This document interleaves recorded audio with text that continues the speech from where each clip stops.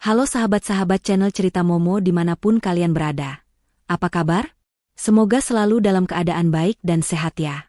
Kali ini Momo kembali hadir membawakan sebuah kisah yang akan menguras emosi dan membuat hati kalian bergejolak. Cerita ini berjudul, Suami Menamparku di Depan Mertuaku dan Gundiknya Itu. Iparku hanya tertawa. Tanpa ampun langsung kubalas perlakuan kejamnya itu. Diam-diam kutarik semua kekayaan dan asetku lalu aku minta cerai, agar dia tak dapat sepersen pun. Saksikan bagaimana seorang istri bernama Kayla yang selama ini sabar menghadapi kelakuan suaminya, akhirnya sampai pada batas kesabarannya ketika ia ditampar di depan keluarganya sendiri. Namun, mereka tidak tahu siapa wanita yang mereka perlakukan seperti itu. Siapa sangka, di balik kelembutan, ia menyembunyikan kekuatan yang akan membuat mereka semua menyesal seumur hidup. Ajak teman-teman kalian untuk nonton bareng cerita ini ya. Jangan lupa tinggalkan like, subscribe, dan nyalakan lonceng notifikasinya. Dan sekarang, tinggalkan juga nama, asal kota, dan kata hadir di kolom komentar. Kisah ini dibuka dengan sebuah pesta yang luar biasa megah dan penuh kemewahan. Sebuah perayaan ulang tahun pernikahan yang kelima antara Kayla dan Ardi. Sorotan lampu-lampu kristal mahal memantul ke lantai marmer yang mengilap, menciptakan kilau bintang-bintang di dalam ruang Grand Ballroom Hotel Imperial. Aroma wangi bunga-bunga lili dan tulip segar berpadu dengan semerbak parfum mewah yang dikenakan para tamu-tamu terhormat. Ini adalah malam yang luar biasa. Malam yang seharusnya menjadi puncak kebahagiaan bagi Kayla dan Ardi. Kayla berdiri di tengah ruangan, mengenakan gaun malam berwarna putih gading yang dirancang khusus oleh desainer ternama. Kilauan payet kecil di gaunnya memancarkan cahaya lembut setiap kali ia bergerak, membuatnya tampak seperti bidadari yang baru turun dari langit. Senyumnya tak pernah luntur. Dia tampak begitu sempurna, begitu bahagia, dan begitu mencintai suaminya. Di sisinya, Ardi juga tampak serasi dalam balutan tuxedo hitam yang elegan. Ia sesekali merangkul pinggang Kayla, tersenyum dan melambaikan tangan ke arah tamu-tamu yang datang dari kalangan sosialita dan pebisnis kelas atas. Mereka tampak seperti pasangan sempurna yang diidam-idamkan semua orang. Namun, di balik senyum Ardi yang menawan, tersimpan rahasia yang kelam. Di balik pelukannya yang hangat, ada sebuah pengkhianatan yang siap meledak kapan saja. Sejak awal, Kayla sudah merasa ada yang janggal. Ardi tampak sedikit gelisah. Berkali-kali, ia mencuri-curi pandang ke arah meja VIP di sudut ruangan, di mana Ibu Rani, ibu mertua Kayla, dan Siti, adik iparnya, duduk bersama. Mereka berdua memandang Kayla dengan senyum yang tidak tulus. Senyum mengejek yang membuat Kayla merasa tidak nyaman. Di samping mereka, duduk seorang wanita muda berambut panjang yang sangat cantik. Dia adalah Bella, sekretaris Ardi. Malam itu, Bella mengenakan gaun mini merah yang mencolok, sangat berbeda dengan gaun anggun para tamu lainnya. Dan yang membuat Kayla semakin bingung, Ardi terus-menerus melirik ke arah Bella, seolah memberikan isyarat rahasia. Kayla mencoba mengusir kecurigaan itu. Ia meyakinkan dirinya bahwa mungkin Bella hanya rekan kerja, dan senyuman aneh Ibu Rani dan Siti hanyalah perasaannya saja. Bagaimanapun, ini adalah malam ulang tahun pernikahannya, malam yang seharusnya penuh cinta dan kebahagiaan. "Sayang, kamu sangat cantik malam ini," bisik Ardi di telinga Kayla, suaranya terdengar lembut seperti biasa. "Aku sangat beruntung memilikimu." Kata-kata itu seharusnya membuat hati Kayla berbunga-bunga, tapi entah mengapa, terasa hampa. Hatinya seperti membeku. Malam itu berjalan dengan meriah. Pertunjukan musik orkestra klasik mengalun indah, para tamu menikmati hidangan-hidangan lezat yang disiapkan koki bintang 5. Kayla, yang adalah sosok di balik semua kemewahan ini, tersenyum hangat kepada setiap orang. Tanpa mereka tahu, Kayla adalah pemilik dari perusahaan yang membiayai semua ini, dan pemilik hotel mewah ini. Ardi hanya tahu ia adalah CEO-nya, tanpa menyadari Kayla adalah pemilik tunggalnya. Tepat pukul 9 malam, MC memanggil Ardi dan Kayla ke atas panggung untuk memberikan sambutan. Tepuk tangan meriah menyambut mereka. Ardi mengambil mikrofon, dan semua mata tertuju padanya. "Terima kasih semuanya sudah datang di pesta perayaan ulang tahun pernikahan kami yang kelima." Suara Ardi terdengar lantang dan penuh karisma. "Aku dan Kayla sangat bahagia malam ini." Ardi melanjutkan pidatonya, mengucapkan kata-kata manis tentang Kayla. Ia menceritakan betapa Kayla adalah istri yang sempurna, dan betapa ia adalah pendukung terbesarnya. Semua tamu mengangguk setuju, beberapa bahkan terharu. Kayla tersenyum, hatinya mulai menghangat. Mungkin kecurigaannya tadi salah. Ardi sungguh mencintainya. Tapi, senyuman Ardi tiba-tiba berubah. Ia menarik nafas dalam-dalam, matanya beralih ke arah Ibu Rani, Siti, dan Bella. Senyum mereka bertiga yang semula kaku, kini berubah menjadi senyum lebar yang penuh kemenangan. Jantung Kayla berdebar kencang. Firasat buruk yang sedari tadi ia tahan, kini kembali menyeruak. Sebenarnya, Ardi menghela napas panjang, ada pengumuman penting yang harus aku sampaikan malam ini. Ruangan menjadi sunyi, semua tamu menanti dengan antusias. Mereka mengira Ardi akan mengumumkan kejutan manis lainnya. Aku dan Kayla sudah tidak bisa melanjutkan pernikahan ini, ujar Ardi dengan nada dingin.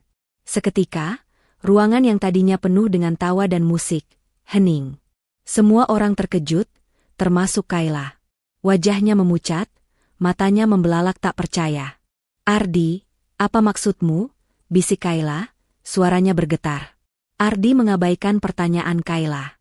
Ia melanjutkan pidatonya dengan penuh percaya diri. Aku sudah jatuh cinta pada wanita lain, dan aku akan menceraikan Kayla untuk menikah dengannya. Air mata mulai menggenang di pelupuk mata Kayla. Hatinya hancur berkeping-keping. Dan wanita itu adalah Bella. Ardi menoleh ke arah Bella yang duduk di meja VIP. Bella tersenyum licik sambil melambaikan tangan ke arahnya. Teriakan kaget dari para tamu terdengar samar di telinga Kayla. Dunia seolah berhenti berputar. Ia merasa mual. Ia tidak bisa bernapas. Rasanya seperti ada belati yang menusuk dadanya, lalu diputar dengan kejam. Kayla menatap Ardi dengan mata berkaca-kaca. Ardi, ini tidak lucu. Kenapa kamu melakukan ini? Ardi menoleh ke arah Kayla, wajahnya yang tadi tersenyum kini berubah menjadi dingin dan penuh kebencian. Kenapa? Karena aku bosan dengan wanita lugu sepertimu, Kayla. Aku butuh wanita yang bisa mengerti aku, bukan wanita yang sibuk dengan pekerjaannya. Kayla meneteskan air mata. Tapi, aku mencintaimu, Ardi. Aku melakukan ini semua untuk kita. Kita? Ardi tertawa hambar. Kayla, semua ini, hidup mewah ini, bukan hasil kerjamu. Ini semua berkat aku. Kamu pikir kamu siapa? Wanita lugu yang aku pungut dari desa. Kata-kata kasar itu merobek hati Kayla. Dia merasa dilempar ke jurang yang dalam. Air matanya mengalir deras, membasahi pipinya yang kini terasa dingin. Ardi, apa yang kamu katakan? Teriak Kayla, suaranya serak. Aku tidak pernah menuntut apa-apa darimu. Aku hanya mencintaimu, aku ingin jadi istri yang baik untukmu. Sudah cukup dramanya, Kayla, Ardi memotongnya dengan kasar. Kamu tidak tahu diri. Aku sudah memberimu segalanya, tapi kamu tidak pernah bisa memberiku kebahagiaan sejati. Kayla tidak bisa lagi menahan emosinya. Ia mendekati Ardi, tangannya hendak meraih mikrofon. Ia ingin semua orang tahu bahwa Ardi berbohong. Namun, sebelum tangannya sampai ke mikrofon, Ardi menepisnya dengan kasar. Tiba-tiba, tanpa peringatan, Ardi mengangkat tangannya dan menampar Kayla dengan keras. Plah! Suara tamparan itu begitu keras, menggema di seluruh ruangan yang seketika hening. Semua mata menatap ngeri ke arah Kayla. Kayla terhuyung, pipinya terasa panas dan perih. Air matanya semakin deras. Ia menatap Ardi dengan tatapan tidak percaya, tidak menyangka bahwa pria yang dicintainya akan melakukan hal sekejam itu. Namun, hal yang lebih mengejutkan adalah reaksi dari Ibu Rani dan Siti. Mereka tidak terlihat kaget atau marah. Sebaliknya, mereka berdua tertawa terbahak-bahak. Tawa yang sinis, penuh kemenangan, seolah tamparan itu adalah pertunjukan yang paling menghibur di malam itu. Hahaha. Rasakan itu, Kayla. Kamu pikir kamu siapa? Berani melawan Ardi? Teriak Siti sambil tertawa puas. Ibu Rani juga ikut tertawa. Lihatlah dirimu, Kayla. Begitu menyedihkan. Wanita sepertimu tidak pantas untuk anakku. Kayla menatap mereka bertiga, Ardi, Ibu Rani, dan Siti. Mereka berdiri bersama, menyeringai penuh kebencian. Tawa mereka terdengar seperti lonceng kematian yang menandakan akhir dari segalanya. Hati Kayla yang hancur, kini dipenuhi amarah yang membara. Rasa sakit di pipinya tidak seberapa dibandingkan dengan rasa sakit di hatinya. Penderitaan dan penghinaan yang ia rasakan malam itu adalah yang terburuk dalam hidupnya. Di tengah tatapan kasihan dan bisikan-bisikan para tamu, Kayla berdiri tegak. Ia menghapus air matanya, menguatkan dirinya. Rasa sakit dan kesedihan yang tadinya ia rasakan kini digantikan oleh tekad yang membaja. Mereka menertawakanku? Mereka menganggapku lemah? Mereka tidak tahu siapa Kayla sebenarnya. Malam ini, mereka sudah membangunkan singa yang selama ini tertidur. Dan Ardi, Ibu Rani, serta Siti, akan menyesal seumur hidup karena telah menampar dan menertawakannya.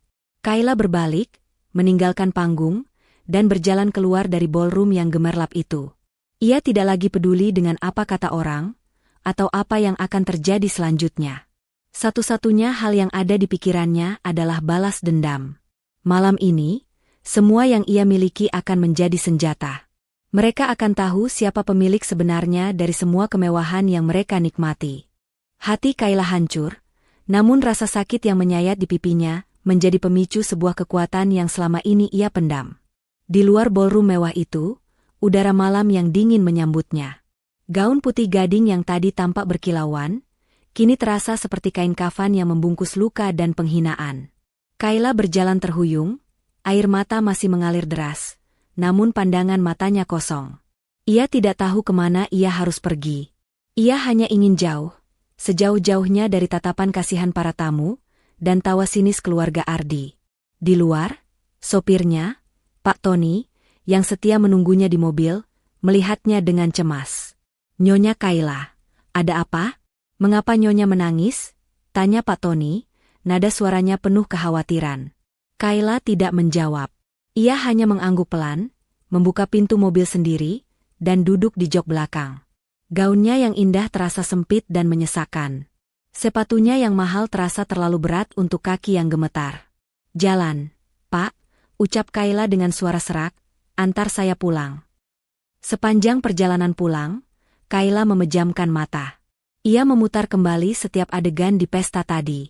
Tamparan keras Ardi, tawa Ibu Rani dan Siti, wajah licik Bella, semua itu berputar-putar di kepalanya seperti film horor. Ia merasa jijik pada dirinya sendiri karena begitu naif.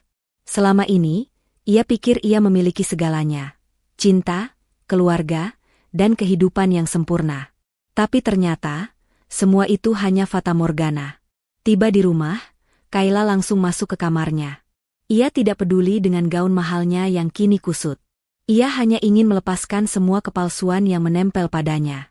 Dengan tangan yang gemetar, ia membuka lemari, mengambil sebuah boks kecil yang terkunci, dan membukanya. Di dalamnya, tersimpan puluhan dokumen penting yang selama ini ia sembunyikan dari Ardi.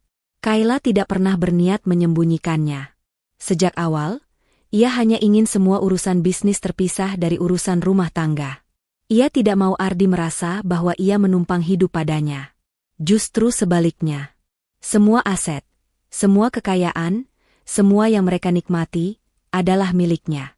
Harta warisan dari mendiang ayahnya. Perusahaan yang kini dikelola Ardi adalah perusahaan yang ia bangun dari nol dengan tangan dan uangnya sendiri. Ia membuka laptopnya. Mengetik password yang hanya ia ketahui. Di layar, muncul laporan keuangan dan aset perusahaan. Total nilainya membuat Ardi akan pingsan jika tahu. Di halaman lain, ia membuka daftar aset pribadi. Rumah, mobil-mobil mewah, villa di luar kota, saham-saham di berbagai perusahaan. Semuanya terdaftar atas nama Kayla Amanda Putri. Rasa sakit di hatinya kini berubah menjadi amarah. Amarah yang membakar, yang membuatnya bertekad untuk membalas semua penghinaan ini. Mereka pikir mereka bisa menertawakannya? Mereka salah. Ardi, Ibu Rani, dan Siti akan tahu siapa yang akan tertawa paling akhir. Kayla mengambil ponselnya, mencari sebuah nama di daftar kontak.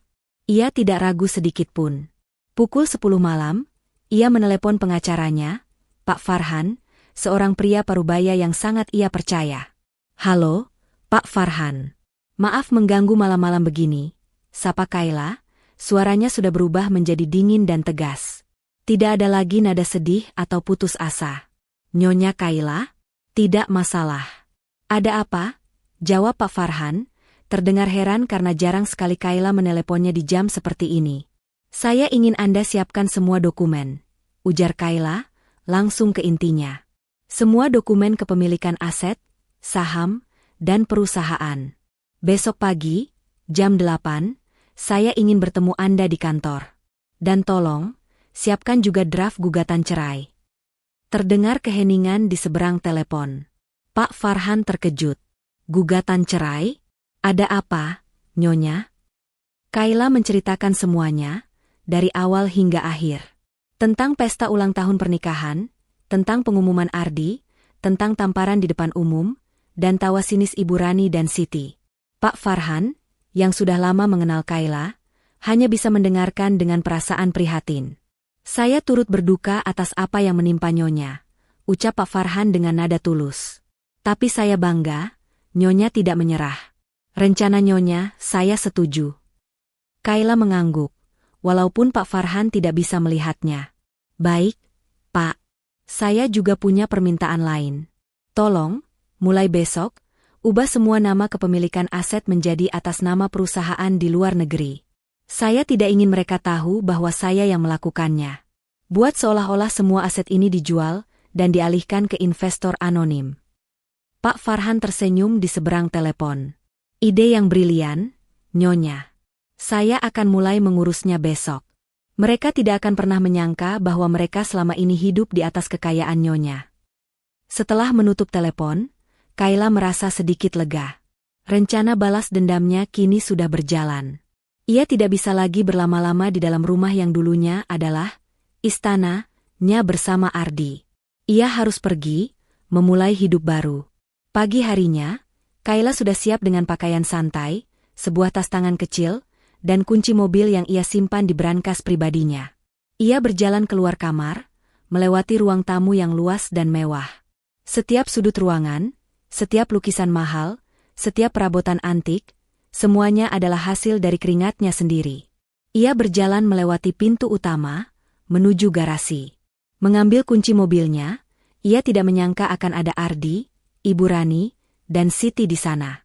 Mereka baru saja tiba di rumah. Mau kemana kamu pagi-pagi begini? Tanya Ardi, suaranya masih penuh dengan nada menghina. Sudah tahu kamu bukan siapa-siapa, mau pergi kemana? Kayla menatap mereka dengan tatapan dingin. Ia tidak lagi melihat cinta di mata Ardi, hanya kebencian. Di mata Ibu Rani dan Siti, ia hanya melihat kesombongan dan kemenangan. Aku akan pergi, jawab Kayla singkat. Bagaimana dengan gugatan cerai? Tanya Ardi. Tentu saja, aku yang akan menuntutmu. Semua aset akan menjadi milikku. Kamu tidak akan dapat sepeser pun. Ibu Rani dan Siti tertawa. Lihatlah, Nyonya besar kita sudah tidak punya apa-apa. Sekarang, dia hanya bisa melenggang pergi tanpa membawa apa-apa. Ujar Siti, nada suaranya penuh ejekan. Kayla tersenyum. Senyum yang dingin, yang membuat Ardi dan keluarganya terkejut. Tentu saja. Ambil saja semuanya. Aku tidak butuh apa-apa lagi dari sini. Ardi, Ibu Rani, dan Siti tertawa terbahak-bahak. Mereka tidak tahu bahwa ucapan Kayla adalah sebuah jebakan. Sebuah jebakan yang akan membuat mereka terperosok ke dalam jurang kemiskinan. Jangan sombong. Sebentar lagi kamu akan tahu rasanya hidup sebagai orang miskin, teriak Ibu Rani. Kayla mengabaikan mereka. Ia masuk ke mobilnya, menyalakan mesin, dan perlahan-lahan meninggalkan pekarangan rumah. Di kaca spion, ia melihat Ardi, Ibu Rani, dan Siti yang masih tertawa-tawa. Mereka tidak tahu bahwa ini adalah tawa terakhir mereka. Tepat pukul 8 pagi, Kayla sudah tiba di kantor Pak Farhan. Di atas meja, sudah tersedia tumpukan dokumen. Ia menandatangani semuanya dengan tenang dan tegas. Mulai sekarang, Pak Farhan, jalankan rencana kita. Saya ingin mereka tidak bisa menggunakan satupun aset itu. Saya ingin mereka tahu rasanya kehilangan segalanya. Baik, Nyonya. Saya akan pastikan mereka tidak mendapatkan sepeser pun. Mereka akan membayar semua penghinaan ini. Kayla hanya mengangguk. Ia tahu, perjalanan ini akan panjang dan melelahkan. Tapi ia yakin, di akhir nanti, keadilan akan memihak padanya. Ia akan membalas semua perbuatan keji Ardi dan keluarganya. Ia akan membuat mereka menyesal seumur hidup. Ini adalah awal dari sebuah balas dendam yang dingin, terstruktur, dan tak terduga. Kayla bukanlah wanita lemah yang mereka kenal. Dia adalah seorang pebisnis. Dan kini, ia sedang memulai bisnis terbesarnya, menjatuhkan pria yang pernah ia cintai. Di saat Kayla sibuk menyusun strategi balas dendamnya, kehidupan di rumah megah yang dulunya ia bangun dengan susah payah justru dipenuhi tawa dan pesta pora. Ardi, Ibu Rani, dan Siti merasa di atas angin. Mereka yakin, setelah semua drama yang mereka ciptakan di pesta, Kayla pasti sudah hancur. Mereka menganggap Kayla hanyalah wanita lugu yang akan pasrah saja dengan takdirnya. Tanpa mereka sadari, Kayla bukanlah mangsa yang mudah. Ia adalah seekor singa yang baru saja bangun dari tidur panjang. Di ruang makan yang luas, mereka bertiga menikmati sarapan mewah, merayakan kemenangan mereka. Aroma roti croissant dan kopi espresso yang mahal memenuhi ruangan. Aku tidak menyangka akan semudah ini, ucap Siti sambil memotong pankek yang disiram madu. Kayla benar-benar wanita lemah. Dia bahkan tidak melawan saat Ardi menamparnya. Hahaha. Ibu Rani mengangguk setuju. Tentu saja. Kayla itu tidak ada apa-apanya tanpamu, Ardi. Dia hanya bisa menempel padamu seperti lintah. Untung saja kamu memutuskan untuk menceraikannya. Sekarang, semua kemewahan ini akan jadi milik kita. Ardi hanya tersenyum sombong. Tentu saja. Setelah gugatan cerai selesai, semua yang dimiliki Kayla akan jatuh ke tanganku. Lalu kita akan menjual rumah ini dan membeli rumah yang lebih besar dan mewah. Mereka tertawa puas, sama sekali tidak menyadari bahwa di saat yang sama, Kayla sudah berada di kantor pengacara. Pagi itu, di sebuah gedung perkantoran mewah di pusat kota, Kayla duduk di hadapan Pak Farhan, pengacaranya. Di atas meja, terbentang tumpukan dokumen yang sudah dicetak rapi. Mereka berdua memulai proses yang akan mengubah segalanya. Nyonya Kayla, seperti yang saya sampaikan tadi malam, saya sudah menyiapkan semua dokumen yang diperlukan. Jelas Pak Farhan. Ini adalah berkas pengalihan kepemilikan aset. Kita akan memindahkan semua aset ini ke sebuah perusahaan holding atas nama Anda, yang berbasis di luar negeri. Ini akan membuatnya sulit dilacak. Kayla mengangguk. Matanya menatap dokumen-dokumen itu satu persatu. Di situ tertera nama perusahaan yang ia bangun, sertifikat saham, akta kepemilikan rumah, surat-surat mobil mewah, bahkan surat perhiasan yang Ardi berikan padanya sebagai hadiah. Semua ini, pada kenyataannya, sudah ia beli dengan uangnya sendiri.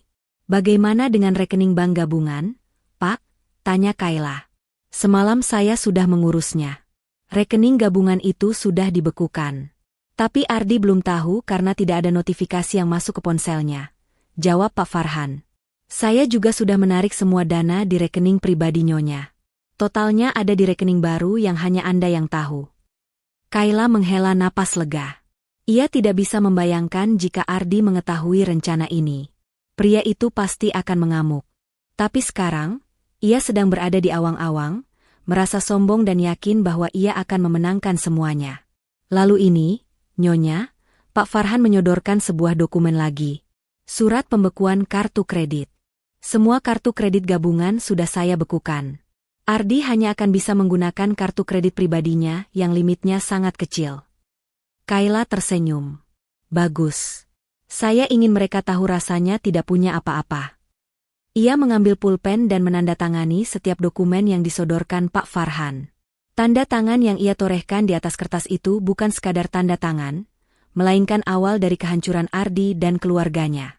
Sementara itu, di sebuah butik mewah, Ardi, Ibu Rani, dan Siti sedang berbelanja. Ardi ingin membelikan Bella sebuah tas tangan mahal untuk merayakan keberhasilan mereka. Wah, tas ini bagus sekali. Seru Bella sambil memegang sebuah tas keluaran terbaru. Aku ingin yang ini, sayang.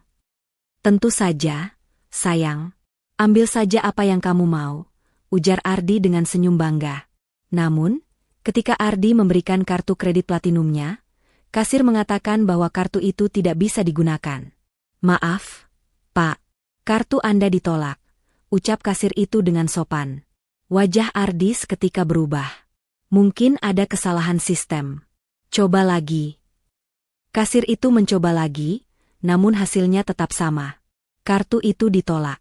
Ardi merasa sangat malu. Wajahnya memerah karena marah. Pasti ada yang salah dengan bank. Kartu ini tidak mungkin ditolak, gerutu Ardi. Ada apa, Nak? Kenapa kartu itu ditolak? Tanya Ibu Rani, heran. Ardi hanya bisa terdiam. Ia tidak punya jawaban. Ia mencoba menelepon pihak bank, namun tidak ada yang bisa dihubungi. Ia menoleh ke arah Siti yang juga sedang mencoba menggunakan kartu kreditnya untuk membeli sebuah scarf mahal, namun juga ditolak. Siti terkejut. Kok kartuku juga ditolak? Ibu, coba kartu ibu. Ibu Rani mencoba menggunakan kartunya, namun juga ditolak. Mereka bertiga saling pandang dengan ekspresi bingung. Mereka tidak tahu apa yang sedang terjadi. Mereka pikir mungkin ada masalah teknis yang terjadi pada ban. Mereka memutuskan untuk tidak memikirkannya lebih jauh. Sudahlah. Pasti ada masalah. Kita pulang saja. Besok kita coba lagi, ucap Ardi, mencoba menenangkan Bella. Bella, yang sedari tadi merengek, akhirnya terdiam. Ia mengerti bahwa ada yang tidak beres, tapi ia tidak mau membuat Ardi marah. Sementara itu, Kayla sudah meninggalkan kantor Pak Farhan. Ia sekarang adalah wanita bebas, tanpa beban, tanpa ikatan. Ia mengendarai mobilnya sendiri menuju sebuah apartemen mewah yang sudah ia beli jauh-jauh hari tanpa sepengetahuan Ardi. Di sana, ia menemukan kedamaian. Ia tidak lagi peduli dengan apa yang Ardi dan keluarganya pikirkan. Ia tahu, sebentar lagi, mereka akan mendapatkan ganjaran atas perbuatan mereka. Di dalam apartemen yang tenang itu, Kayla membuka laptopnya. Ia memantau semua proses pengalihan aset. Ia melihat nama Ardi dihapus dari semua kepemilikan, dan ia tahu bahwa Ardi tidak akan pernah mendapatkan sepeser pun. Ia memikirkan kembali kata-kata Ardi yang menyebutnya, wanita lugu dari desa. Kayla tersenyum sinis. Dia adalah wanita yang membangun perusahaan dari nol, dia adalah wanita yang memiliki segalanya. Dan dia akan menunjukkan kepada Ardi dan keluarganya bahwa tanpa dia, mereka bukanlah siapa-siapa. Bab ini diakhiri dengan Kayla yang duduk di sofa, sambil memandangi pemandangan kota dari jendela apartemennya. Ia menenggak segelas anggur merah, merayakan keberhasilannya. Ia merasa kuat, merasa berkuasa. Dan ia tahu, ini hanyalah awal. Pertarungan sesungguhnya baru saja dimulai. Matahari pagi yang terik menerobos jendela kaca besar di ruang tamu rumah mewah itu, namun sinarnya tidak mampu menghangatkan suasana yang kini semakin dingin dan tegang. Kebahagiaan semu yang Ardi, Ibu Rani, dan Siti rasakan di bab 3 kini mulai terkikis, digantikan oleh kebingungan dan kekesalan yang mendalam. Sudah 3 hari sejak kartu kredit mereka ditolak. Awalnya mereka mengira itu hanya masalah teknis. Namun kini, kecurigaan mulai tumbuh. Ardi yang terbiasa berfoya-foya kini, hanya bisa menghela napas. Rekening bank gabungannya dengan Kayla sudah tidak bisa diakses sama sekali. Uang di dalam rekening pribadi kecilnya juga sudah menipis. Di ruang tamu, Ardi sedang menelepon pihak bank. Raut wajahnya tegang dan penuh amarah. Ini tidak mungkin. Saya adalah nasabah prioritas di sini. Kenapa rekening gabungan saya tidak bisa diakses? Kenapa semua kartu kredit saya ditolak? Di seberang telepon, suara manajer bank terdengar sabar namun tegas. Maaf, Pak Ardi. Semua rekening gabungan Anda dengan Nyonya Kayla sudah dibekukan atas permintaan Nyonya Kayla. Hal yang sama juga berlaku untuk kartu kredit gabungan. Semua itu merupakan aset pribadi Nyonya Kayla. Jantung Ardi seolah berhenti berdetak. Ia terdiam kaku. Pikirannya kosong. Kata-kata, aset pribadi Nyonya Kayla, berputar-putar di kepalanya. Apa maksudnya? Kayla tidak punya apa-apa. Semua kekayaan ini milik saya, teriaknya tidak percaya. Berdasarkan data yang kami miliki, Pak, semua aset itu terdaftar atas nama Nyonya Kayla sebagai pemilik tunggal, jawab manajer bank dengan nada profesional. Surat-surat dan dokumennya sudah diserahkan kepada kami. Saya sarankan Anda untuk menghubungi pengacara Anda. Ardi membanting ponselnya ke sofa. Ia tidak peduli jika ponsel mahalnya itu rusak. Ia merasa seperti baru saja ditampar untuk kedua kalinya. Namun kali ini jauh lebih sakit dan lebih memalukan. Ibu Rani dan Siti yang sedari tadi menguping, langsung menghampirinya. Ada apa, Ardi? Kenapa kamu terlihat panik? Tanya Ibu Rani, khawatir. Ardi menatap mereka dengan mata nanar. Kayla, dia membekukan semuanya. Rekening, kartu kredit, dia bilang semua itu miliknya. Seketika, tawa yang tadi masih ada di wajah Siti dan Ibu Rani hilang. Mereka berdua terdiam, syok. Pikiran mereka kembali ke masa lalu, saat Kayla pertama kali datang ke rumah mereka. Gadis lugu dari keluarga sederhana. Mereka selalu menganggapnya sebagai wanita miskin yang beruntung bisa menikah dengan Ardi. Tapi kini, semua kenyataan itu seolah terbalik. Tidak mungkin. Dia bohong. Semua ini pasti ulahnya untuk membuat kita menderita. Teriak Ibu Rani, mencoba menyangkal kenyataan. Tepat saat itu, bel pintu berbunyi. Seorang kurir datang membawa sebuah amplop besar berwarna coklat. Untuk Bapak Ardi, ucap kurir itu. Ardi menerima amplop itu dengan tangan gemetar. Ia membukanya, dan matanya membelalak kaget. Isinya adalah surat gugatan cerai yang diajukan oleh Kayla. Di dalam surat itu, tertera dengan jelas bahwa Kayla menuntut agar semua aset yang selama ini dinikmati Ardi dan keluarganya, kembali ke tangan pemilik aslinya, yaitu Kayla. Ardi membaca setiap kata dengan teliti. Ia melihat daftar aset yang tercantum. Rumah mewah, villa, mobil-mobil super, perhiasan, dan saham-saham di perusahaan. Semuanya terdaftar sebagai aset pribadi Kayla. Ia merasakan amarah yang membara di dadanya. Ini tidak bisa dibiarkan, teriaknya, meremas surat gugatan itu. Dia pikir dia bisa membalikkan fakta? Tidak akan. Kita akan mengajukan tuntutan balik. Dia tidak akan mendapatkan sepeser pun. Ibu Rani dan Siti mengangguk, kembali pada kesombongan mereka. Mereka kembali meyakinkan diri bahwa Kayla hanya berlagak. Mereka masih merasa bahwa sebagai suami, Ardi akan memenangkan semuanya. Benar, Nak? Kita akan sewa pengacara terbaik. Kita akan tunjukkan siapa yang berhak atas semua ini, ucap Ibu Rani penuh keyakinan. Siti tersenyum sinis. Kita akan permalukan Kayla di pengadilan. Biar dia tahu, melawan kita itu sama saja dengan menggali kuburannya sendiri. Di sisi lain kota, Kayla duduk tenang di kantor Pak Farhan. Di depannya, sudah tersedia draft gugatan cerai yang akan diajukan ke pengadilan. Kayla membaca setiap poin dengan cermat. Ia meminta Pak Farhan untuk memastikan bahwa gugatannya hanya berfokus pada pengembalian aset, bukan tunjangan atau hal-hal lain. Ia tidak butuh uang mereka. Ia hanya ingin keadilan. Nyonya Kayla, gugatan ini sudah sangat kuat, ujar Pak Farhan. Kita akan mengajukan bukti-bukti kepemilikan aset yang sah. Mereka tidak akan bisa mengelak. Saya tahu, Pak. Tapi mereka tidak akan diam saja. Mereka akan mencari cara untuk menyangkal, jawab Kayla, pandangannya menerawang jauh. Biarkan saja. Kesombongan mereka adalah kelemahan terbesar mereka, kata Pak Farhan. Tiba-tiba, ponsel Pak Farhan berbunyi. Itu adalah panggilan dari pengacara Ardi. Pak Farhan mengizinkan Kayla untuk mendengarkan percakapan itu. Suara pengacara Ardi terdengar marah. Ia menuntut Pak Farhan untuk menarik gugatan cerai itu, mengancam akan memenjarakan Kayla karena dianggap berbohong. Pak Farhan tersenyum sinis. Kami akan buktikan di pengadilan. Tuan Ardi, yang seharusnya tahu bahwa semua aset itu milik Nyonya Kayla, seharusnya tidak menuduh Nyonya Kayla berbohong. Anda akan menyesal, teriak pengacara Ardi, lalu menutup teleponnya. Kayla menatap Pak Farhan. Mereka akan menganggap remeh. Mereka akan berpikir mereka bisa memenangkan ini, ucapnya. Tentu saja. Dan itu akan menjadi bumerang bagi mereka sendiri, jawab Pak Farhan.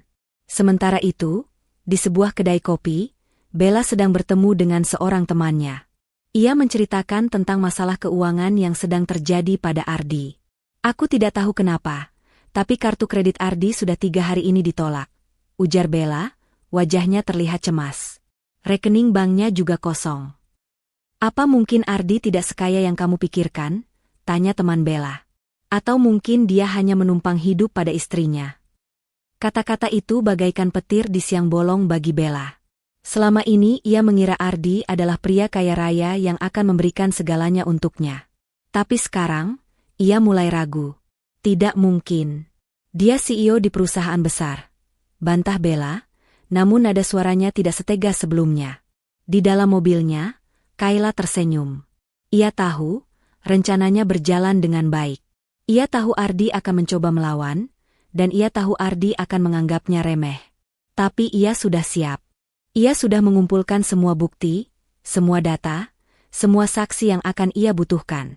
Dan di pengadilan nanti, ia tidak akan memberi ampun. Ini adalah pertempuran yang tidak akan ia menangkan dengan fisik, melainkan dengan kecerdasan dan kekuatan tekad. Kayla sudah siap untuk pertempuran itu. Ia akan membuat Ardi, Ibu Rani, dan Siti merasakan kehancuran yang selama ini mereka rencanakan untuknya.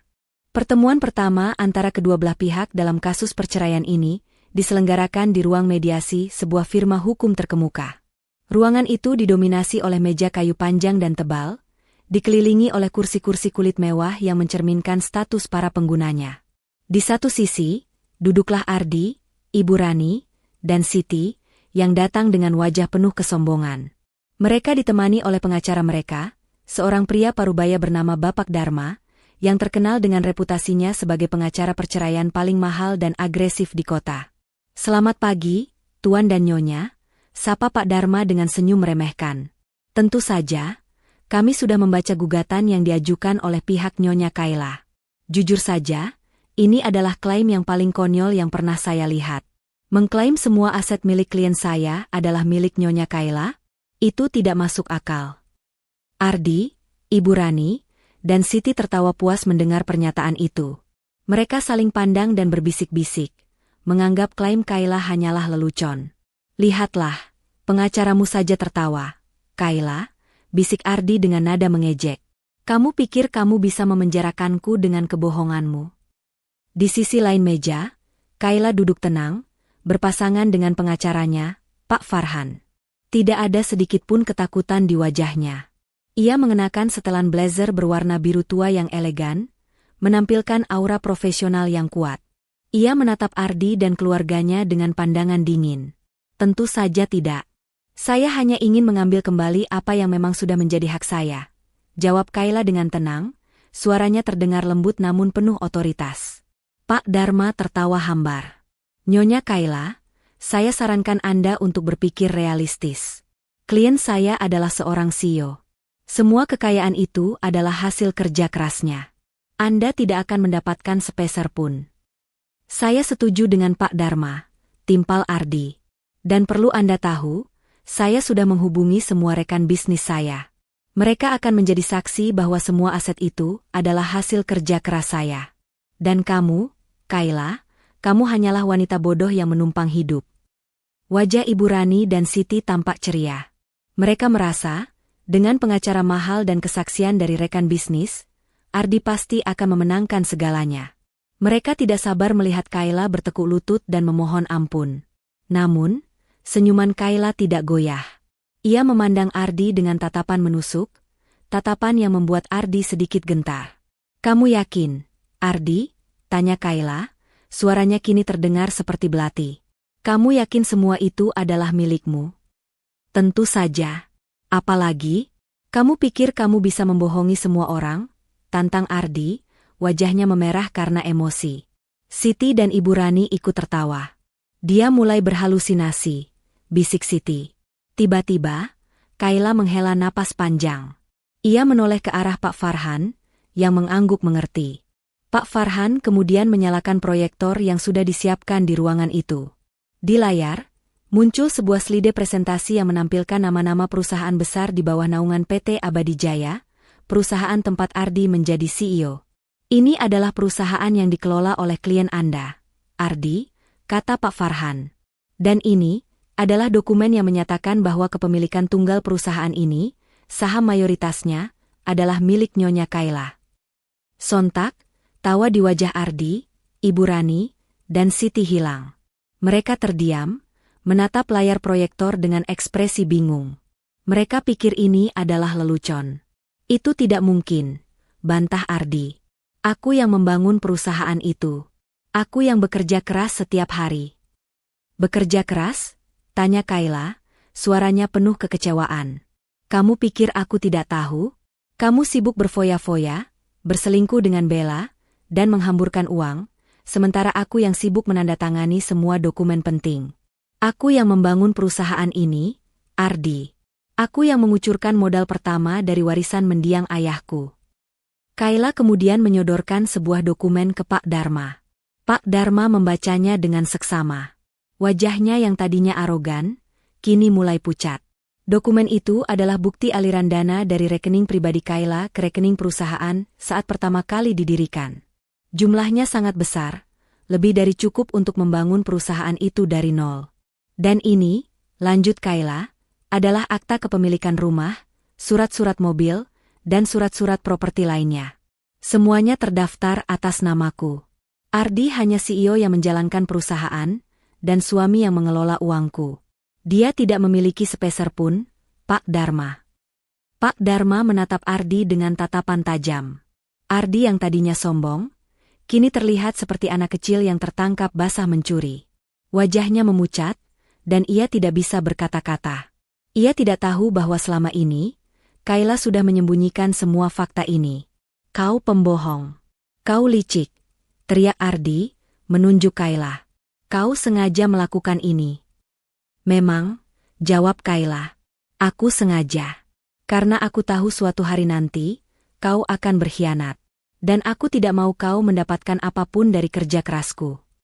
Ibu Rani dan Siti yang tadi menertawakan Kayla, kini terdiam. Mereka tidak bisa lagi membantah. Mereka tahu semua yang dikatakan Kayla adalah kebenaran. Pikiran mereka kini dipenuhi ketakutan.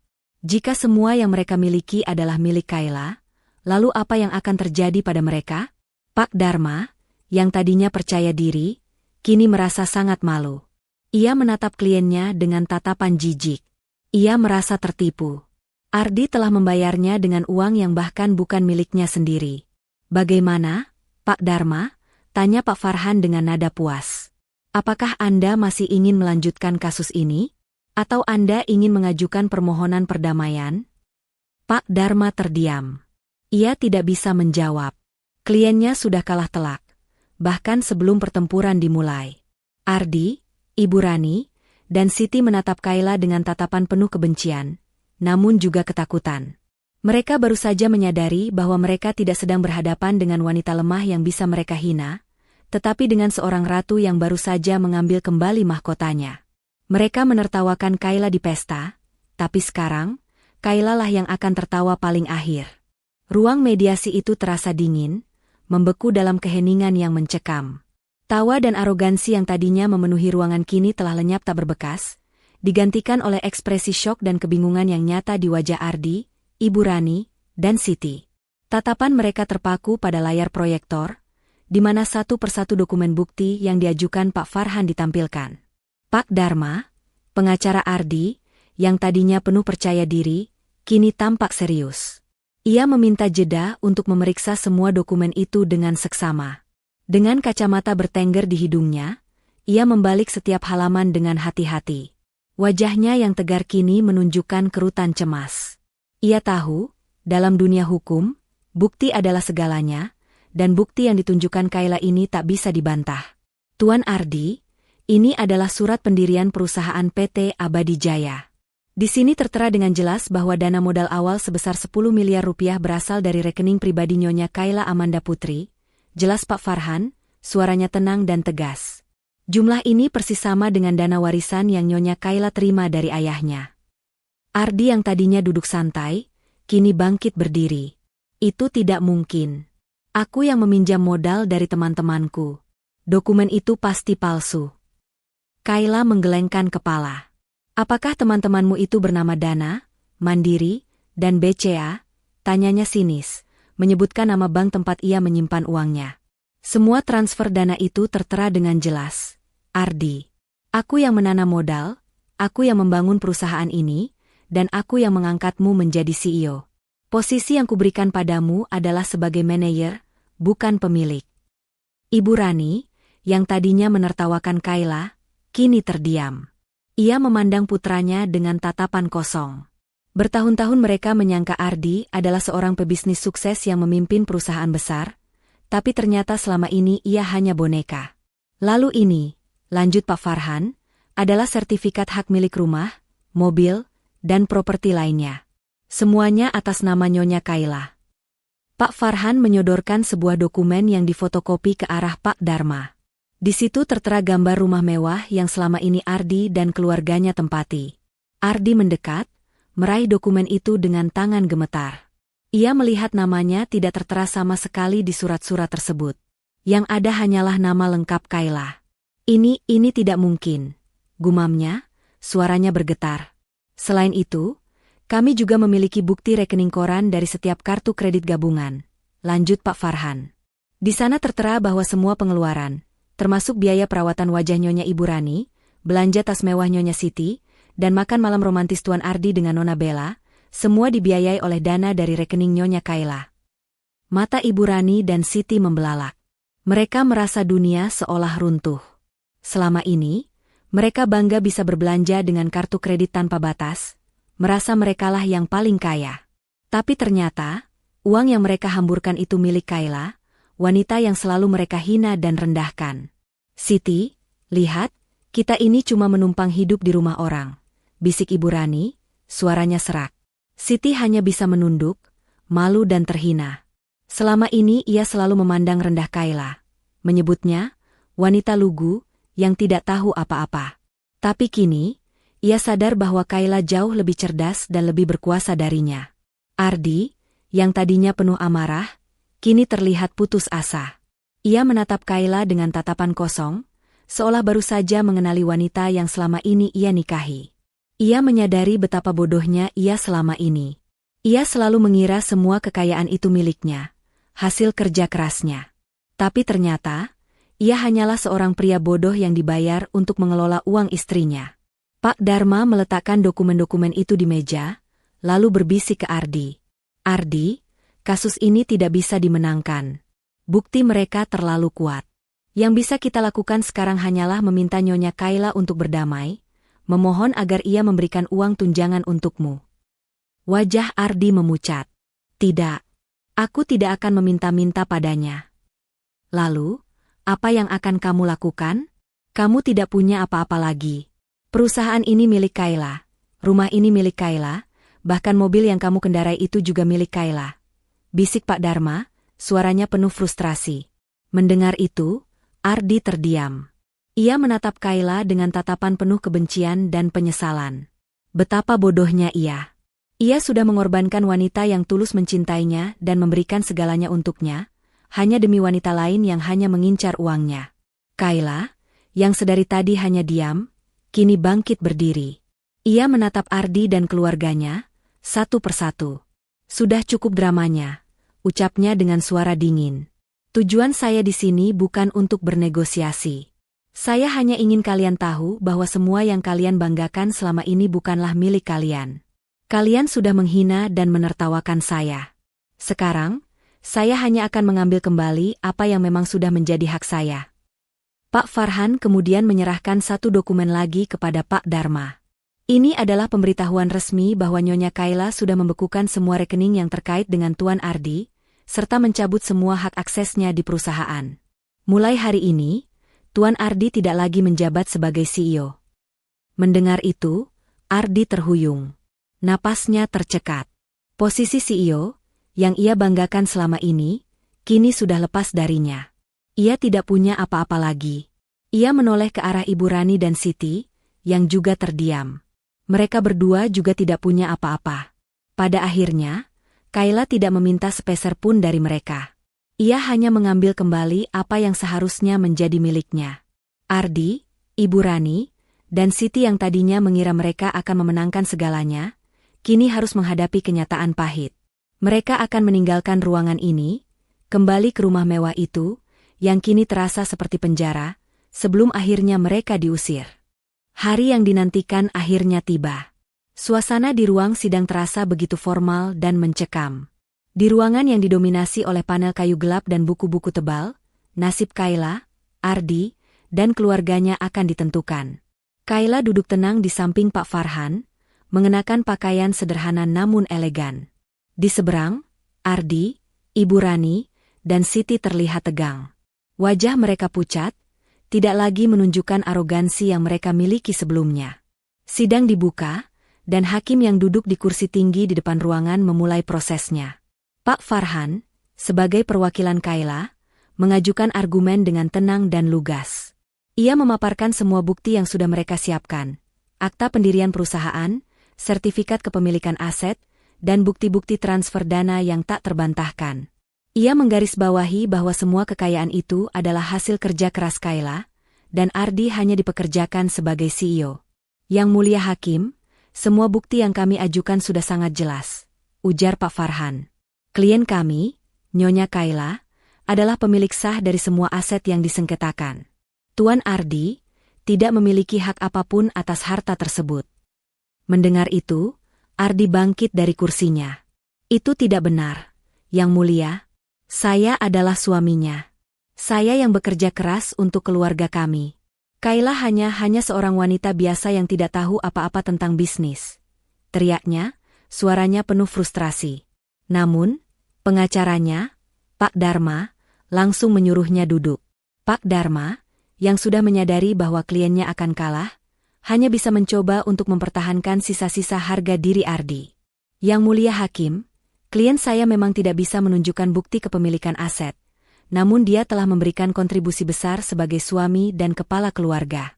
Dia pantas mendapatkan bagian dari harta Gonogini. Harta Gonogini? Tanya hakim, matanya menatap tajam ke arah Ardi. Jika semua kekayaan itu adalah milik Nyonya Kayla, lalu apa yang Tuan Ardi berikan kepada keluarga ini selama pernikahan mereka? Ardi terdiam, tidak bisa menjawab.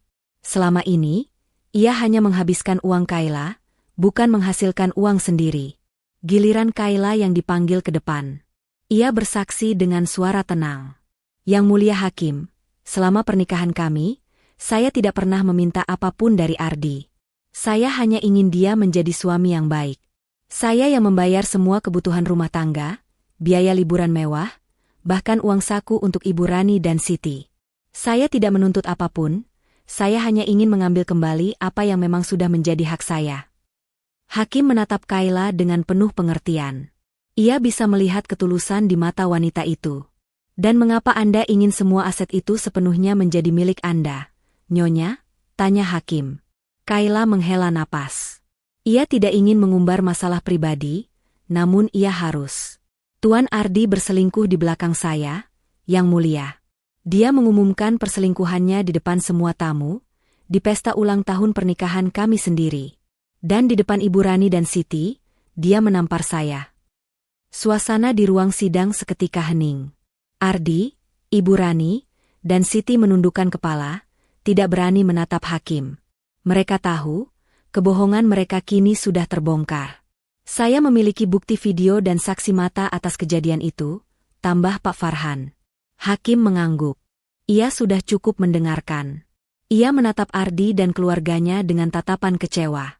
Ia menyadari bahwa di hadapannya, ada seorang pria dan keluarganya yang serakah, yang hanya menginginkan uang, dan seorang wanita yang tulus mencintai namun dikhianati. Setelah jeda beberapa menit untuk mempertimbangkan, hakim kembali ke kursinya. Suasana di ruang sidang semakin tegang. Ardi, Ibu Rani, dan Siti menatap hakim dengan mata penuh harap, berharap ada keajaiban yang akan menyelamatkan mereka. Berdasarkan bukti-bukti yang tidak terbantahkan yang diajukan oleh Nyonya Kayla Amanda Putri, ucap hakim dengan suara lantang, dan setelah mendengar semua kesaksian, saya memutuskan bahwa semua aset, baik bergerak maupun tidak bergerak, yang diperoleh selama masa pernikahan, sepenuhnya menjadi milik Nyonya Kayla Amanda Putri. Ardi, Ibu Rani, dan Siti terdiam kaku. Mereka tidak bisa percaya. Mereka sudah kalah.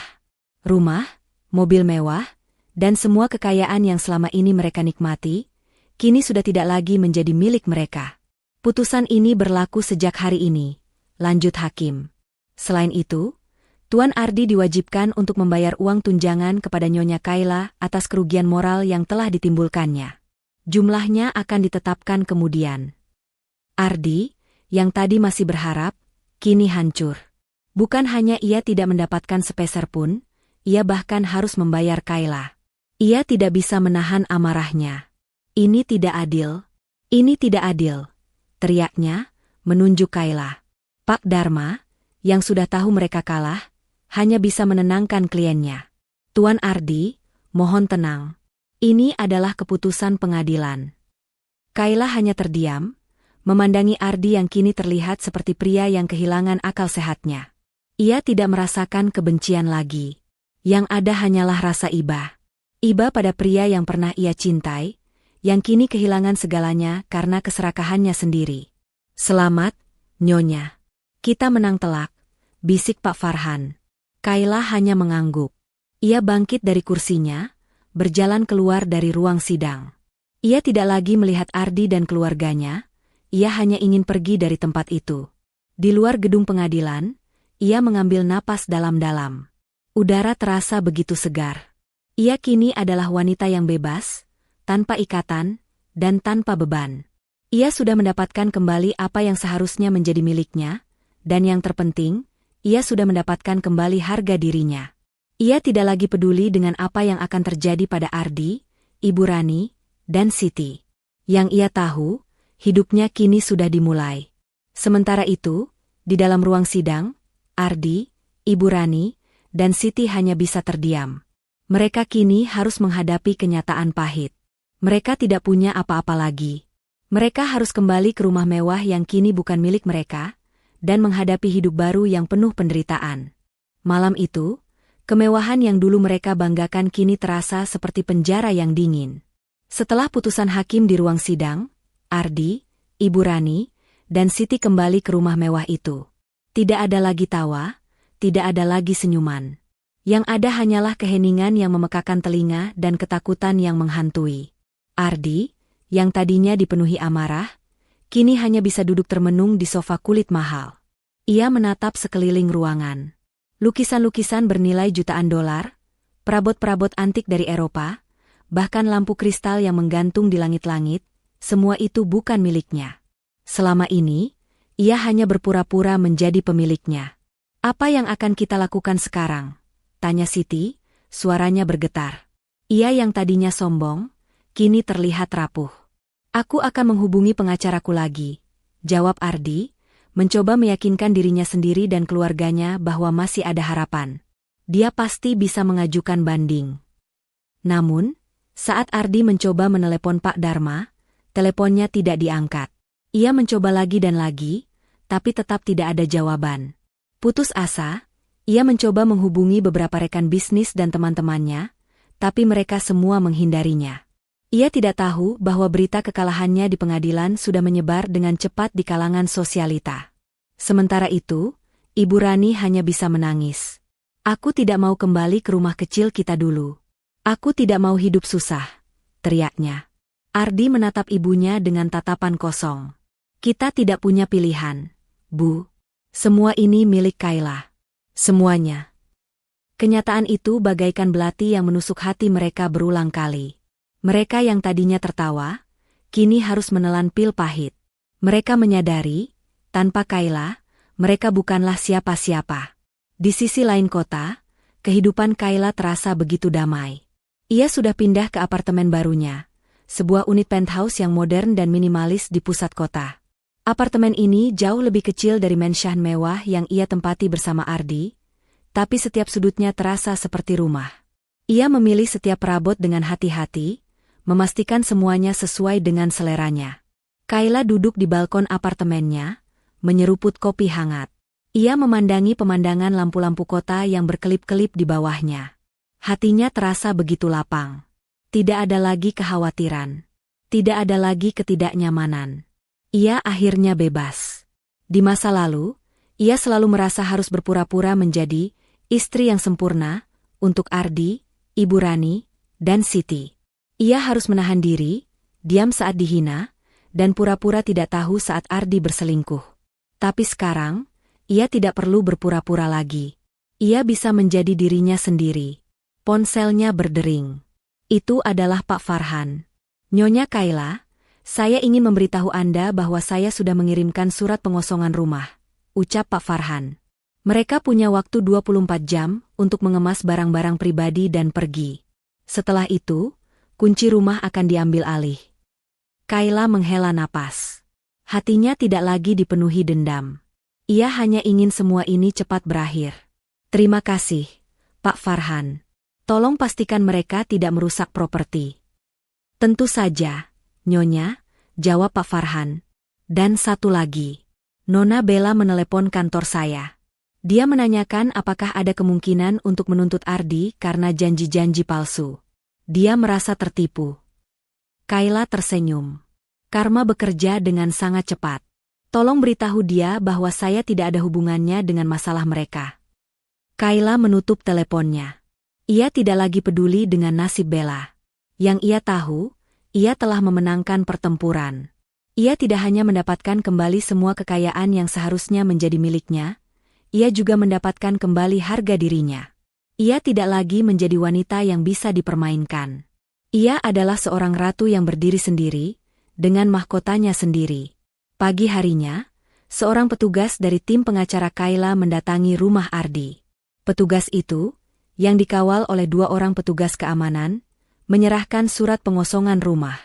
Wajah Ardi, Ibu Rani, dan Siti langsung pucat. Mereka tidak bisa lagi menolak. Anda punya waktu 24 jam untuk meninggalkan properti ini, ucap petugas itu. Ambil barang-barang pribadi Anda saja. Properti ini sudah sepenuhnya menjadi milik Nyonya Kayla. Ardi mencoba melawan, namun tidak ada gunanya. Ia tidak punya kekuatan apapun lagi. Ia hanya bisa menatap nanar saat petugas itu mengambil alih kunci rumah. Ia merasa seperti baru saja kehilangan segalanya, padahal ia memang tidak punya apa-apa sejak awal. Mereka bertiga mengemasi barang-barang mereka dengan wajah muram. Hanya pakaian, beberapa perhiasan murah, dan kenangan pahit yang mereka bawa. Ardi mencoba menelepon Bella lagi, tapi ia sudah diblokir. Tidak ada lagi yang peduli padanya. Saat matahari terbenam, Ardi, Ibu Rani, dan Siti meninggalkan rumah mewah itu untuk selamanya. Mereka berjalan keluar, dengan koper di tangan, meninggalkan kehidupan yang penuh kemewahan. Mereka tidak tahu kemana mereka akan pergi. Mereka hanya tahu, kini mereka sendirian. Dari apartemennya, Kayla mendapat kabar dari Pak Farhan bahwa proses pengosongan rumah sudah selesai. Ia merasa lega. Perjalanannya sudah berakhir. Kini, ia bisa memulai lembaran baru dalam hidupnya. Ia memutuskan untuk mengadakan sebuah acara kecil, mengundang teman-teman terdekatnya, untuk merayakan kebebasannya. Ia ingin semua orang tahu bahwa ia tidak lagi terikat pada masa lalu. Kayla, aku bangga padamu, ujar salah satu temannya. Kamu sangat kuat. Kamu bisa melewati semua ini. Kayla tersenyum. Aku tidak punya pilihan. Aku harus kuat. Aku tidak mau mereka menertawakanku lagi. Pada akhirnya, Kayla menemukan kebahagiaannya bukan dari cinta seorang pria, melainkan dari keberaniannya sendiri. Ia sukses dengan bisnisnya, ia membeli properti yang lebih besar dan lebih nyaman, dan yang terpenting, ia menemukan kedamaian.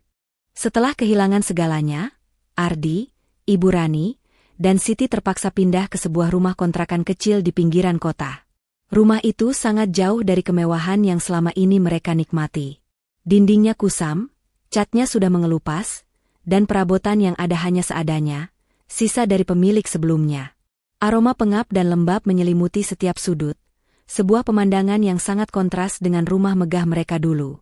Tidak ada lagi pembantu yang melayani.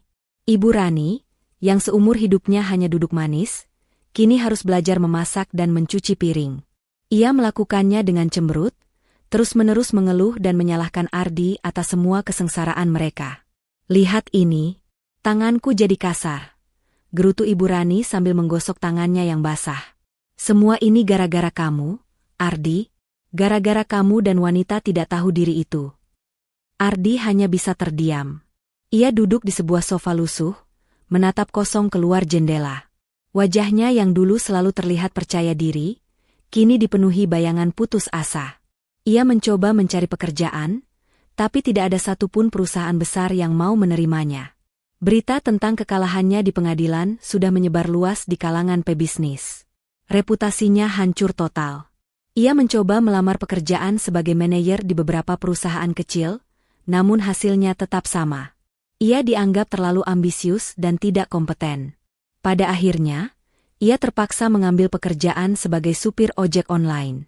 Ia menelan harga dirinya, mengenakan jaket berwarna hijau, dan mulai berkeliling di jalanan yang panas.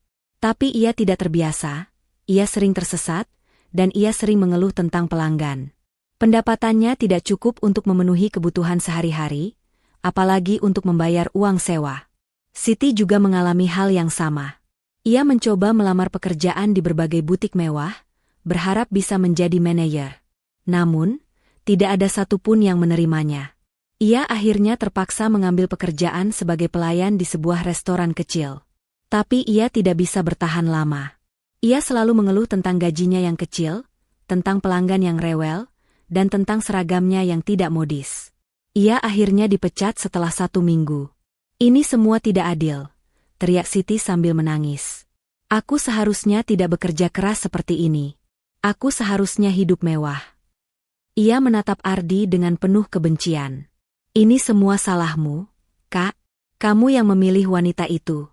Kamu yang menampar Kayla. Kenapa kamu tidak bisa menjadi pria kaya? Ardi tidak menjawab. Ia hanya bisa menundukkan kepala, membiarkan kemarahan adiknya tumpah. Ia tahu, mereka tidak akan pernah bisa mengerti bahwa semua ini adalah akibat dari perbuatan mereka sendiri. Di tengah semua penderitaan ini, Ardi mencoba menelepon Bella. Ia berharap Bella akan datang menolongnya, berharap wanita itu akan menjadi penyelamatnya. Namun, setiap kali ia menelepon, nomornya tidak pernah terhubung. Akhirnya, ia mencoba menelepon dari nomor telepon umum. Halo, suara Bella terdengar di seberang telepon. Bella, ini aku, Ardi, ucap Ardi, suaranya penuh kerinduan. Aku sedang dalam masalah. Aku butuh bantuanmu. Bella terdiam sejenak.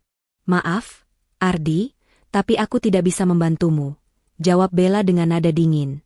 Aku tidak mau berurusan dengan pria miskin. Kita sudah tidak punya hubungan apapun. Tapi kau bilang kau mencintaiku, teriak Ardi, tidak percaya. Aku mencintaimu? Aku hanya mencintai uangmu, bentak Bella. Dan sekarang kau tidak punya apa-apa. Jadi, jangan pernah meneleponku lagi. Bella menutup teleponnya. Ardi berdiri terpaku. Ponsel umum itu terasa berat di tangannya. Ia merasa hancur. Ia sudah kehilangan segalanya, termasuk wanita yang selama ini ia kira mencintainya. Di rumah kecil itu, Ardi kembali merenung. Ia melihat Ibu Rani dan Siti yang kini saling menyalahkan. Ia melihat dirinya sendiri yang kini menjadi supir ojek. Ia melihat kehidupannya yang hancur, dan ia tahu, semua ini adalah ulahnya. Ia mengingat kembali hari di mana ia menampar Kayla. Di saat itu, ia merasa sangat berkuasa. Tapi sekarang, ia adalah pria yang paling menyedihkan di dunia ini. Ia mengingat betapa tulusnya Kayla mencintainya. Betapa setia Kayla mendukungnya. Ia mengingat bahwa semua kemewahan yang ia nikmati adalah pemberian dari Kayla. Dan ia, dengan bodohnya, membuang semua itu demi keserakahan dan kesombongannya. Tiba-tiba, ia merasakan dorongan yang kuat di hatinya. Ia harus meminta maaf. Bukan untuk mendapatkan kembali uang atau kekayaan, tapi untuk mendapatkan kembali harga dirinya. Ia harus bertemu Kayla, dan ia harus mengatakan bahwa ia menyesal. Ia tahu, meminta maaf pada Kayla tidak akan mudah. Ia sudah menyakiti hati Kayla begitu dalam. Tapi ia harus mencoba. Ini adalah satu-satunya cara untuk menebus kesalahannya. Ia akan melakukan apapun, bahkan jika ia harus berlutut. Malam itu, Ardi, yang tadinya penuh amarah, kini dipenuhi oleh penyesalan yang mendalam. Ia tahu, ini adalah karma. Dan ia tahu, ia harus menghadapi konsekuensinya. Ia tidak peduli lagi dengan apa yang akan terjadi padanya. Yang ia tahu, ia harus bertemu Kayla. Ia harus meminta maaf. Ia berjanji pada dirinya sendiri, ia tidak akan menyerah sampai Kayla memaafkannya. Ia tahu, jalan yang ia tempuh akan sangat panjang dan sulit, tapi ia tidak punya pilihan lain. Ia harus mencoba. Ini adalah satu-satunya cara untuk mendapatkan kembali kedamaian di hatinya. Waktu berlalu, dan hidup telah membawa Kayla ke puncak kebahagiaan seutuhnya. Ia kini hidup di sebuah rumah minimalis bergaya modern yang jauh lebih nyaman dan damai dari mansion mewah yang pernah ia tinggali. Bisnisnya berkembang pesat, dan ia menjadi inspirasi bagi banyak wanita. Ia tidak lagi dihantui oleh masa lalu, ia hanya menatap ke depan. Namun, di sudut kota lain, hidup Ardi, Ibu Rani, dan Siti bagaikan di neraka. Karma yang mereka dapatkan jauh lebih kejam dari apapun yang bisa mereka bayangkan. Ardi yang terbiasa hidup mewah, kini harus bekerja keras sebagai supir ojek online. Penghasilannya tidak seberapa, hanya cukup untuk makan sehari-hari. Sementara itu, Ibu Rani dan Siti yang seumur hidupnya hanya bisa berbelanja dan bersantai, kini terpaksa bekerja di sebuah warung kecil sebagai pelayan. Mereka sering dimarahi pelanggan, dan sering diomeli oleh pemilik warung. Mereka bertiga kini tinggal di sebuah rumah kontrakan kecil, dengan kasur yang sudah lusuh dan perabotan seadanya. Tidak ada lagi tawa, yang ada hanyalah saling menyalahkan dan tangisan. Di tengah semua penderitaan ini, Ardi tidak pernah bisa melupakan penyesalannya. Ia tahu, semua ini adalah akibat dari perbuatannya. Ia merindukan Kayla, ia merindukan kebaikan hati Kayla. Ia tahu, ia harus bertemu Kayla, bukan untuk mendapatkan kembali kekayaan, tapi untuk meminta maaf. Suatu sore, Ardi memutuskan untuk melakukan sesuatu yang sangat sulit. Ia menelan semua harga dirinya, dan mencari tahu di mana Kayla tinggal. Ia tidak meminta uang, ia hanya ingin bertemu. Setelah mencari dengan susah payah, ia akhirnya menemukan rumah Kayla. Ia berdiri di depan gerbang, memandang rumah itu dengan hati yang pilu. Rumah itu tidak semewah mansionnya dulu, tapi ia bisa melihat kedamaian di sana. Dengan tangan gemetar, ia menekan bel. Beberapa saat kemudian, pintu gerbang terbuka, dan muncullah seorang penjaga. "Maaf, ada perlu apa, Pak?" tanya penjaga itu. Saya ingin bertemu dengan Kayla," ucap Ardi, suaranya serak. "Tolong beritahu dia, ada Ardi yang ingin bertemu." Penjaga itu menatapnya curiga, tapi ia tetap menghubungi Kayla. Beberapa menit kemudian, Kayla keluar. Ia tidak terlihat kaget, hanya menatap Ardi dengan tatapan datar. Wajah Ardi kini sudah tidak lagi dipenuhi kesombongan. Wajahnya terlihat lelah dan putus asa. "Ada apa, Ardi?" tanya Kayla, suaranya dingin. "Aku tidak punya waktu." "Kayla, aku datang untuk meminta maaf," ucap Ardi, air matanya mulai mengalir. "Aku tahu, aku sudah melakukan kesalahan besar padamu. Aku menamparmu, aku menghinamu, aku berkhianat." Ardi tidak bisa melanjutkan kata-katanya. Ia menundukkan kepalanya, dan berlutut di depan Kayla. "Aku tahu, tidak ada maaf bagiku. Tapi aku ingin kamu tahu, aku menyesal. Aku sangat menyesal. Sejak kita berpisah, hidupku hancur. Aku tidak punya apa-apa lagi. Tapi yang paling membuatku menderita, adalah kehilanganmu. Aku sadar, kamu adalah yang terbaik bagiku. Aku menyesal sudah menyia-nyiakanmu." Mendengar permohonan maaf Ardi, Kayla tidak bisa menahan air matanya. Ia menangis, bukan karena ia sedih, tapi karena ia merasa lega. Ia akhirnya bisa melihat penyesalan di mata Ardi. Ia tahu, Ardi tidak berbohong. Saat itu, sebuah taksi berhenti di depan rumah Kayla. Ibu Rani dan Siti keluar dari sana. Mereka berdua terlihat sangat berbeda. Pakaian mereka lusuh, wajah mereka kusam, dan mata mereka terlihat lelah.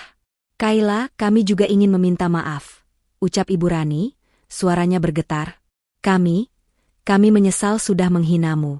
Kami bodoh, kami sombong, kami serakah, kami tahu, semua ini adalah hukuman bagi kami." Siti juga ikut menangis. "Kami minta maaf, Kak. Kami sangat menyesal. Sekarang, kami tahu rasanya hidup tanpa uang, kami tahu betapa berartinya dirimu." Kayla hanya bisa menatap mereka, tanpa berkata-kata. Ia melihat mereka kini adalah orang-orang yang berbeda. Mereka kini adalah orang-orang yang sudah dihukum oleh kehidupan. Kayla menghela napas panjang. Ia mengambil sebuah tisu, mengusap air matanya. Ia menatap Ardi, Ibu Rani, dan Siti, satu persatu. Hatinya tidak lagi dipenuhi kebencian, melainkan rasa iba. Ia tahu, mereka sudah mendapatkan hukuman yang setimpal. Aku sudah memaafkan kalian, ucap Kayla, suaranya lembut. Tapi, aku tidak bisa kembali. Hidupku sudah bahagia. Aku tidak lagi membenci kalian, tapi aku butuh jarak. Aku sudah move on. Mendengar itu, Ardi, Ibu Rani, dan Siti hanya bisa terdiam. Mereka tahu, ini adalah akhir dari segalanya. Mereka tidak bisa lagi menuntut apapun dari Kayla. Kayla kemudian memberikan sebuah amplop kepada Ardi. Ini bukan untukmu, ucap Kayla. Ini untuk kalian bertiga. Aku tidak ingin kalian kelaparan. Gunakan uang ini untuk memulai hidup baru. Mulai sekarang, berhentilah menyalahkan orang lain. Belajarlah untuk berdiri sendiri. Ardi mengambil amplop itu. Matanya berkaca-kaca.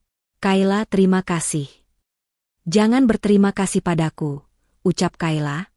Berterima kasihlah pada dirimu sendiri, karena kamu sudah berani untuk meminta maaf. Semoga hidup kalian menjadi lebih baik. Kayla kemudian berbalik, masuk ke dalam rumah. Ia tidak lagi melihat ke belakang. Ia tahu, ia sudah melakukan hal yang benar.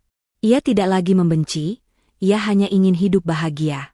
Sementara itu, di depan rumah Kayla, Ardi, Ibu Rani, dan Siti berdiri terpaku. Mereka sudah mendapatkan hukuman mereka. Mereka sudah mendapatkan maaf. Tapi mereka tidak bisa kembali ke kehidupan lama mereka. Mereka tahu, mulai sekarang, mereka harus memulai hidup baru. Hidup yang jauh dari kemewahan, tapi mungkin, hidup yang lebih baik. Mereka pun berbalik, meninggalkan rumah Kayla, dan memulai perjalanan mereka. Kisah ini mengajarkan kita bahwa kekayaan dan status sosial tidak bisa membeli kebahagiaan. Dan penyesalan yang datang terlambat, tidak akan pernah bisa mengembalikan apa yang telah hilang. Kebahagiaan sejati hanya bisa didapatkan dari ketulusan hati dan keberanian untuk berdiri sendiri.